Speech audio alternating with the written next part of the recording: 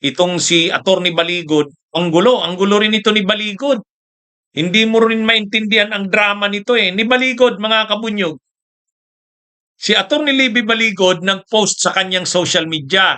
Sabi ni Attorney Libby Baligod, hindi na daw tuloy ang pag-appear ng mga kasamahan niya na 18 ex-Marines dahil pinaabutan daw sila ng chairman ng Blue Ribbon na hindi na daw tuloy ang pag-attend nila. May post si Libby Baligod na ganyan.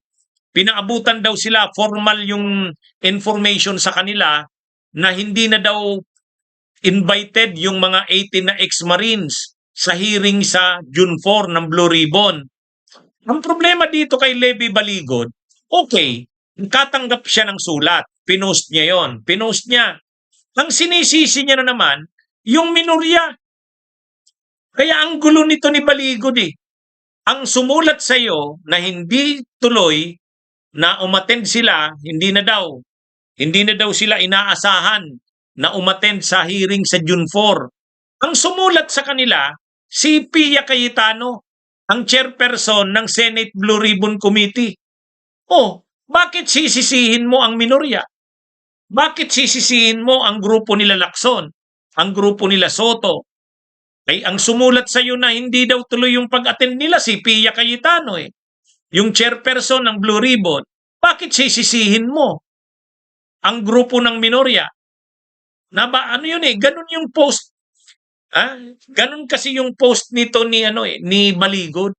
Sabi niya, malungkot daw na nagiging biktima ang investigasyon ng Blue Ribbon dito sa awayan sa loob ng Senado. Kasi inaasahan na daw nilang a-attend sila sa June 4. Tapos bigla daw silang nakatanggap ngayon ng sulat galing kay Pia Cayetano. Tapos ang sinisisi niya, ang may pakana daw, bakit hindi na naman sila papa-attend din sa June 4, itong 18 na ex-Marines na kasama niya ni Baligod, ay ang may pakana daw, ang minorya. Paano nangyari yun? Hindi ko maintindihan. Di ba mga kabunyog, mga kababayan? Paano niya nasabi? Hindi pinapa-attend ni Pia Cayetano yung 18. Pagkatapos, ang sisisihin mo, yung minorya. Yung grupo nila Lacson. Bakit mo sisisihin ang sumulat sa inyo na hindi na kayo a-attend? Kung nag-inform sa kanila na wag na daw umattend ay si Pia Cayetano, ang chairperson ng Senate Committee on Blue Ribbon. Pagkatapos, may post si Baligod, itong abogadong pro Duterte, ang sinisisi niya ngayon ang minorya. Paano nangyari? Hindi ko maintindihan talaga eh. Hindi ko maintindihan mga kabunyog. Ito kasi yung post ni Baligod ipakita ko tong post ni Baligod. May sulat si Pia Cayetano. Sabi dito, Dear Attorney Baligod and Mr. Toby et al. This refers to the invitations previously issued to you and your clients, the 18 Marine personnel, to appear as resource persons during the Senate Blue Ribbon Committee hearing scheduled on Thursday, 4 June 2026. Please be informed that upon the directive of the chairperson, Senator Pia S. Cayetano, the said invitations are hereby withdrawn. For your information and appropriate guidance, thank you. So ang nag-post nito ay si Baligod din. Si Baligod din ang nag-post nito. Pagkatapos may post si Libito Baligod. Itong sabi niya, mga kababayan, dito natin makikita kung ano ang pinagdadaanan ngayon ng naiiwang institusyon na nagpupumilit maging independent, ang ating Senado. Natanggap ko kahapon ang imbitasyon para sa pagdalo ng hashtag B18 sa BRC sa 04 June para sa investigasyon kaugnay sa mali-malitang ninakaw na pera sa Kabanang Bayan. Ngunit, binawi rin ito kagabi. Yung binawi, all caps. The Senate is undergoing emulation courtesy of the minority bloc which is enabled by the executive and the HOR, o yung House of Representatives. Si Estrada kahapon, si Villanueva, Escudero at Marcoleta ang isusunod. Klaro na ngayon kung sino ang mga ayaw maimbestigahan ang trilyones na pagnanakaw sa Kabanang Bayan. Sangkot sila sa sasabihin ni Adrian Bersamin, Amina Pangandaman, ang B18 at iba pa. The fall of the majority bloc is not only the fall of the Senate, but the fall of democratic institutions into the strong hands of Malacanang. I fear the forebodings. Ang gulo nito mga kabunyog. Di ba? Bakit mo sisisihin ang minorya? Samantalang ang sumulat sa'yo na wag na daw umattend, hindi daw tuloy, ay si Pia Cayetano. Ang gulo. Matinding kasinungalingan nitong grupong ito nila Cayetano at nila Baligod. Di ba? Mga kabunyog, mga kababayan. Hindi ko rin maintindihan. Ang sabi ni Baligod, inimbitahan daw siya. Okay. Pagkatapos daw binawi. Ngayon sinong nagbawi? Ay di ba ang sumulat sa kanya galing kay Pia Cayetano? O bakit sinisisi niya ang minorya? Ay di ba ang laking kalukuhan? Para lang masira ang minorya, para lang sabihin na pinipigilan ang pag-appear nila, sisisihin mo yung grupo ng minorya? Hindi post pa ito ni Baligod Kaya hindi ko talaga maintindihan mga kabunyog. Pumunta pa ako sa page ni Baligod, yung Facebook page niya. Yun ito post ni Baligod, Libito di Baligod. Ay, ano ba talagang nila, issue nila? Hawak na nila ang Blue Ribbon. Nagbuo sila ng subcommittee on flood control, hawak ni Marcoleta. Tapos nag-schedule sila ng hearing ng Blue Ribbon sa June 4.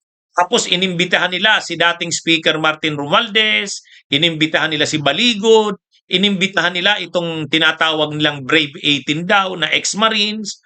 Okay.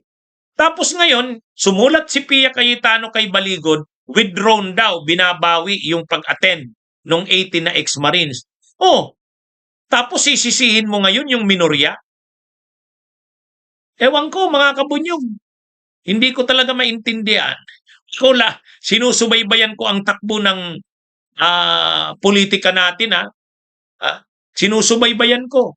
Ako hindi naman ako kontra dyan sa patawag nila na yan sa June 4. Nakita nyo ba ako mga kabunyog na nag-post na kontra ako dyan sa June 4 nilang patawag? Hindi.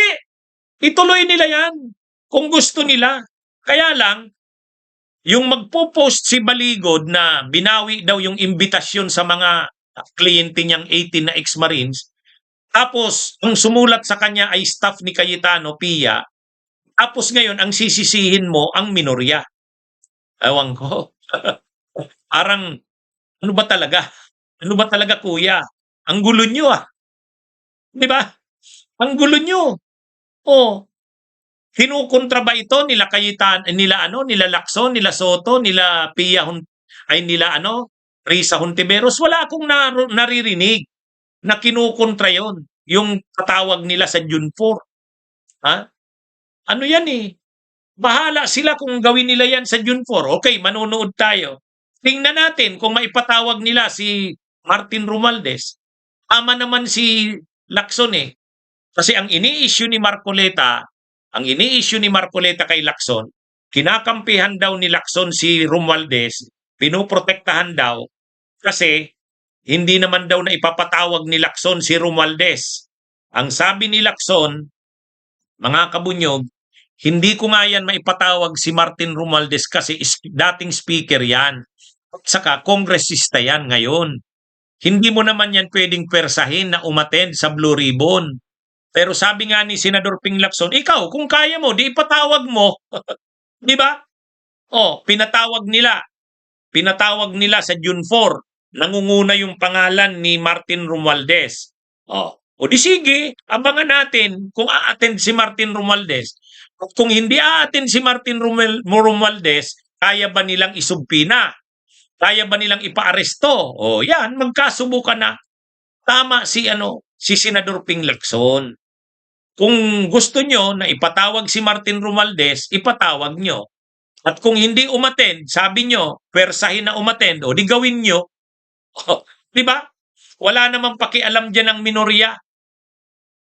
Bunyog, halikan na kasama ka. Bunyog, Kapag buklod ay may pag-asa, Luzon, Visayas, Mindanao, isa ang pananaw.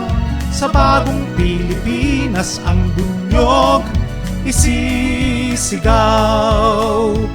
Bunyog